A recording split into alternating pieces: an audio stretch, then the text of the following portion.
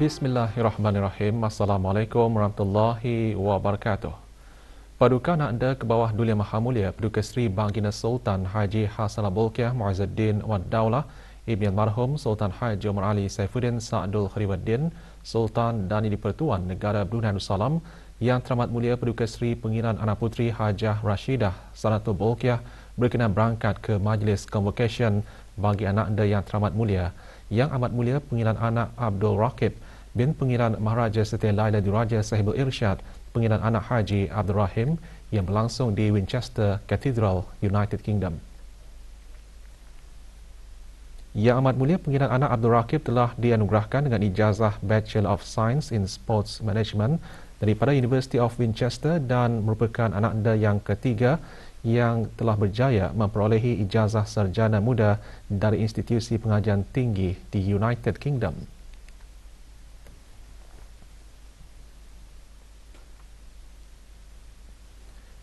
Turut berangkat pada majlis convocation tersebut ialah Yang Amat Mulia Pengiran Maharaja Setia Laila Diraja Sahibul Irsyad, Pengiran Anak Haji Abdul Rahim bin Pengiran Indra Mahkota, Pengiran Anak Dr. Kamaluddin Al-Haj serta kerabat diraja.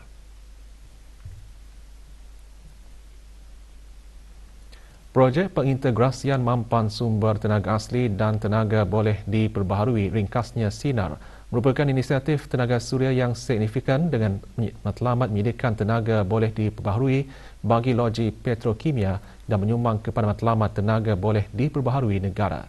Pemasangan panel suria bagi projek berkenaan dirancang secara berperingkat di Pulau Muara Besar. Projek SINAR menggariskan komitmen syarikat Hengi Industries terhadap alam sekitar yang mampan dan menyokong matlamat strategik Sekretariat Perubahan Iklim Negara Brunei Darussalam untuk meningkatkan penggunaan tenaga boleh diperbaharui dan mengurangkan pelepasan karbon.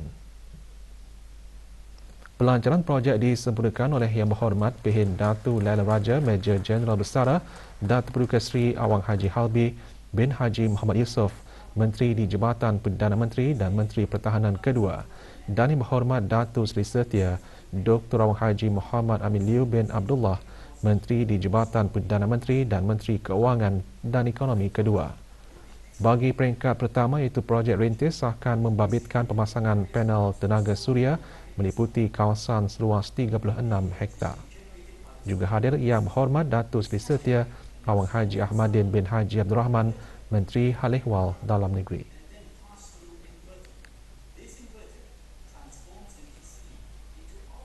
Para menteri dan delegasi yang menghadiri mesyuarat Menteri-Menteri ASEAN mengenai pengurusan bencana AMMDM ke-12 dan mesyuarat-mesyuarat berkaitan di negara ini diraikan pada majlis makan malam. Majlis diadakan malam tadi di Empire Brunei, Jurudong. Majlis makan malam dihoskan oleh Yang Berhormat Datuk Seri Setia Awang Haji Ahmadin bin Haji Abdul Rahman, Menteri Hal Ehwal Dalam Negeri selaku pengerusi AMMDM ke-12. Mesyuarat seumpamanya merupakan peluang berharga untuk memupuk hubungan yang lebih kukuh dalam kalangan menteri dan delegasi untuk bertukar-tukar pandangan serta memupuk persekitaran yang kondusif melalui dialog dan rangkaian berterusan negara anggota ASEAN bagi pengurusan bencana.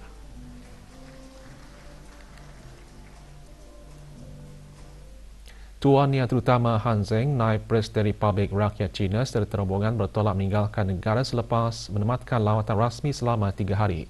Berada di lapangan terbang antarabangsa Brunei Yang Berhormat Datuk Seri Setia Awang Haji Muhammad Juanda bin Haji Abdul Rashid, Menteri Pembangunan. Juga hadir Tuan Yang Terutama Xiao Jianggo, Duta Besar Istimewa dan Mutlak Republik Rakyat China ke negara Brunei Darussalam.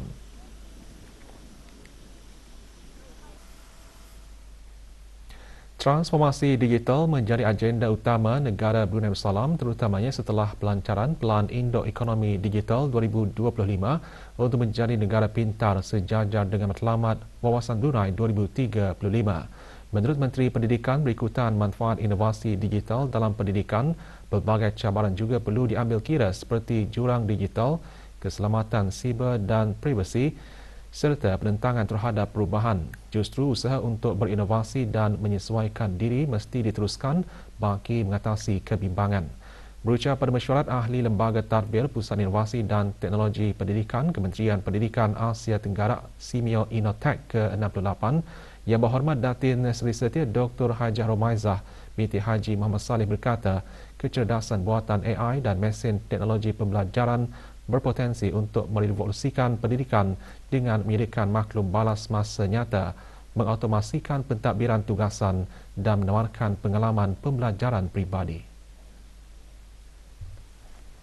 Made significant strides in empowering education through digital innovation with initiatives that are aimed at equipping our workforce with the necessary skills to navigate the digitalization wave, capitalize on its opportunities, and ultimately deliver high-quality education for all.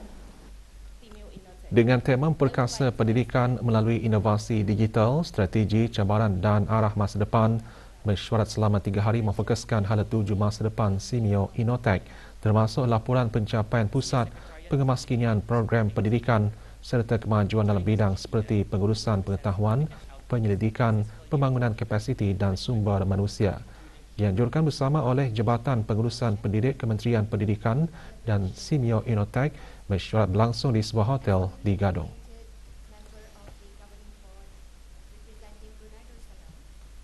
Republik Korea merupakan negara keempat yang menjalin hubungan diplomatik dengan negara Brunei Darussalam sejak tahun 1984.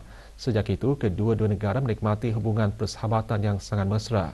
Budaya yang serupa juga mengukuhkan lagi jalinan hubungan tersebut. Perkara itu antara yang dijelaskan oleh Puan Park Sun-yong, kuasa usaha sementara Kedutaan Republik Korea ke negara ini semasa majlis resepsi Hari Kebangsaan Republik Korea malam tadi. Acara berlangsung di sebuah hotel di Gadong. Mewakili Kerajaan ke bawah Dulia Maha Mulia Datuk Seri Paduka Wang Haji Sofian bin Haji Sabtu, Timbalan Menteri di Jabatan Perdana Menteri. Tahun ini menandakan ulang tahun ke-40 hubungan diplomatik antara Republik Korea dan negara Brunei Darussalam. Pelbagai aktiviti kebudayaan dikendalikan oleh Kedutaan Republik berkenaan bagi mengukuhkan persefahaman bersama. Actively assuming the roles of facility. Sistem pendidikan perlu lebih meluas dalam mempersiapkan generasi akan datang untuk masa depan digital. Para pelajar juga perlu mempelajari cara menggunakan teknologi secara aktif untuk meningkatkan keupayaan dalam menyelesaikan masalah dan berdaya kreatif. Setiausaha Tetap Kementerian Pendidikan menggariskan perkara itu pada pelancaran Laporan Pemantauan Pendidikan Global JAM bagi Asia Tenggara 2023. Dr. Dayang Syamsiah Suraini Kancanawati binti Haji Tajuddin berkata, laporan JAM berfungsi sebagai alat penting dalam membantu memahami bagaimana teknologi digunapakai dalam pendidikan di seluruh Asia Tenggara. Laporan JAM dihasilkan oleh UNESCO dengan bersama SIMIO mengkaji bagaimana teknologi digunakan dalam pendidikan di Asia Tenggara. Dianjurkan oleh SIMIO Voktek Majlis dirikan semasa sesi perkongsian pendidikan teknikal dan latihan vokasional TVET inklusif.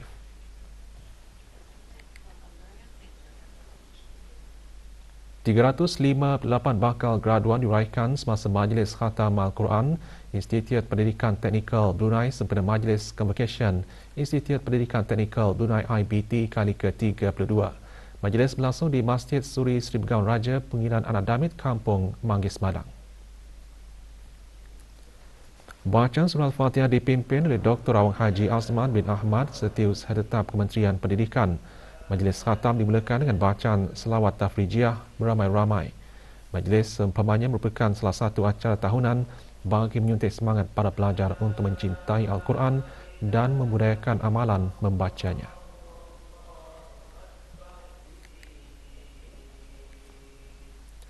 Mesyuarat Jawatan Kuasa Pengurusan Bencana ASEAN SCDM ke-45 diteruskan dengan mesyuarat bersama rakan dialog SCDM dari Jepun, Republik Korea, Rakyat China dan Republik Korea secara berasingan.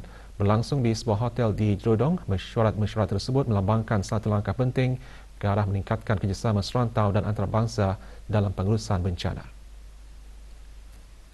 Antara yang mempengerusikan mesyuarat Kena Besar Muhammad Harith Rashidi bin Haji Muhammad Jamin, Pengarah Pusat Pengurusan Bencana Kebangsaan Negara Brunei Darussalam. Mesyuarat SCDM bersama Jepun ke-8 mengesahkan sokongan berterusan Jepun untuk aktiviti SCDM dengan menggalakkan kerjasama antara entiti awam dan swasta ASEAN bersama Jepun dalam pengurusan bencana. Manakala mesyuarat SCDM bersama Republik Rakyat China ke-8 membincangkan tumpuan untuk memajukan daya tahan terhadap bencana dan pengurangan risiko bencana merentas rantau ASEAN dari Republik Rakyat China.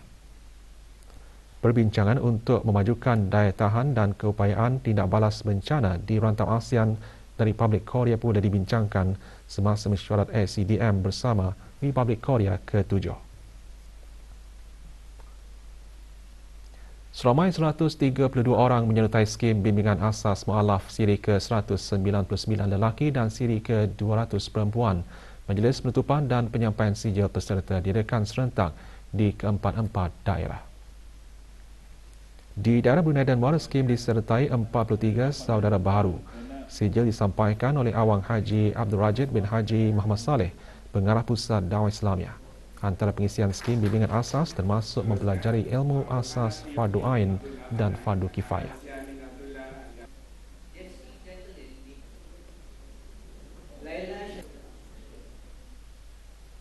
Manakala di daerah Tutong, 35 peserta menerima sijil pada majlis penutupan skim tersebut. Penyampaian sijil disempurnakan oleh Pengiran Dr. Haji Amiruddin bin Pengiran Haji Damit, Pemangku Pengarah Urusan Zakat, Wakaf dan Baitul Mal.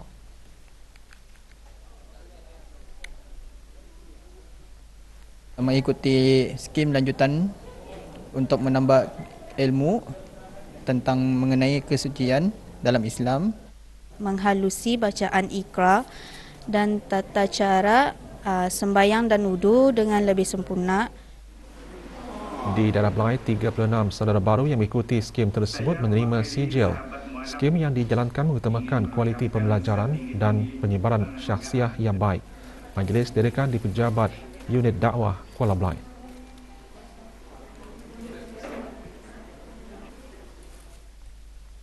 Perkhidmatan penjagaan paliatif memfokuskan untuk meningkatkan kualiti hidup dan kebajikan pesakit secara keseluruhan, terutamanya penyakit kanser dan kardiovaskular.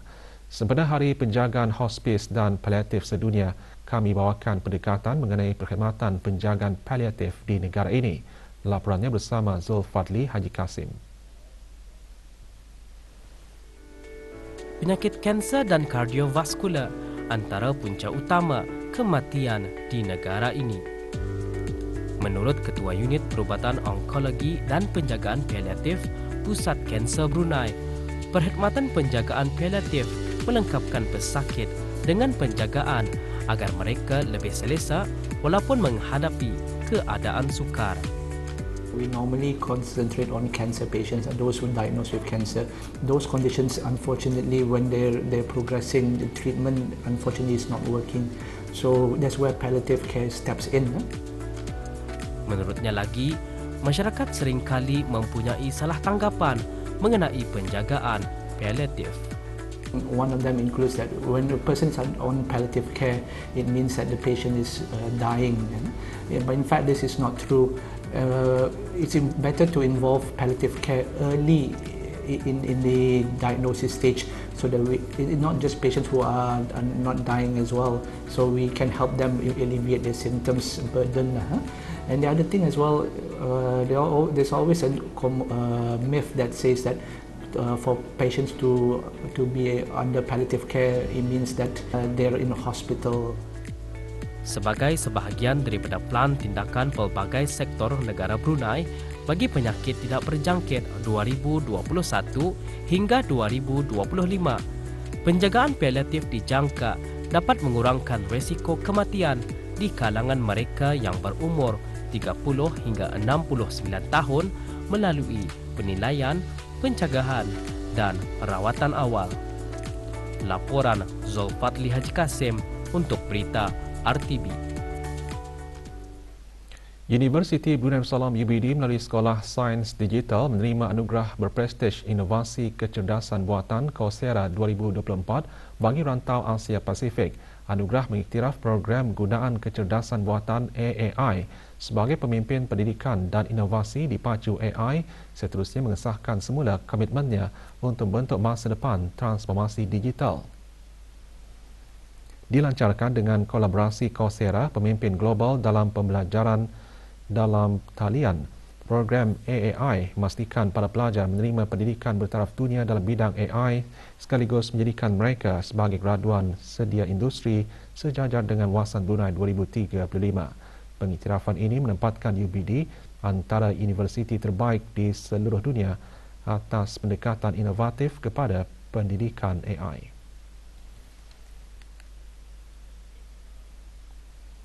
Bahagian industri dan ekosistem perniagaan melalui unit sukatan dan timbangan STT dan Jabatan Perancangan Ekonomi dan Statistik JPS melalui Jabatan Hal Ehwal Pengguna di bawah Kementerian Kewangan dan Ekonomi menjalankan operasi bersepadu ke atas beberapa buah premis perniagaan di daerah Brunei dan Muara baru-baru ini. Sebuah premis perniagaan diberikan notis amaran oleh Jabatan Perancangan Ekonomi dan Statistik JPS telah didapati melanggar Akta Kawalan Harga Penggal 142 dan peraturan-peraturan di bawahnya, iaitu gagal memaparkan tanda harga kepada beberapa barangan jualan dalam premis. Sementara 16 unit alat sukat dan timbang digunakan bagi tujuan perdagangan didapati sah, tepat dan berdaftar selaras dengan Akta Sukatan dan Timbangan 1983 dan peraturan-peraturan penelitian alat-alat sukatan dan timbangan 1994. Para pengguna alat sukat dan timbang adalah dinasihatkan untuk memastikan alat-alat yang digunakan semasa aktiviti jual beli mempunyai pelekat pendaftaran tempoh penggunaan yang sah keluaran unit STT. Para peniaga juga perlu untuk sentiasa peka dan mengemaskini harga maksimum bagi barangan di bawah Akta Kawalan Harga dan sentiasa mempamerkan tanda harga dengan jelas dan betul. Sebarang pertanyaan lanjut, hubungi unit sukatan dan timbangan dan Jabatan Hal Ehwal Pengguna seperti yang tertera. Seorang lelaki tempatan dikenakan hukuman denda mahkamah sebanyak RM23,810 atau 13 bulan penjara jika gagal membayar keseluruhan denda setelah mengaku bersalah di bawah Perintah Excise 2006.